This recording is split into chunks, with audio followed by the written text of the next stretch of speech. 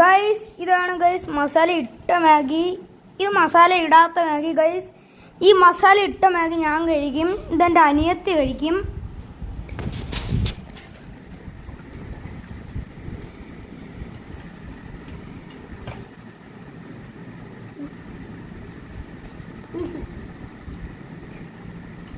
അങ്ങനുണ്ട് Maggi guys. എന്നാലും ഈ Maggi നല്ല ടേസ്റ്റ് ഉണ്ട് ഗൈസ്, എനിക്ക് ഇഷ്ടപ്പെട്ട്.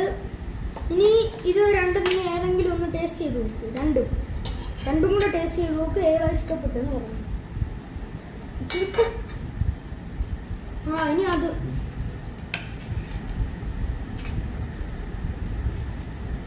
അപ്പൊ നിനക്ക് ഏതാ ഇഷ്ടപ്പെട്ടു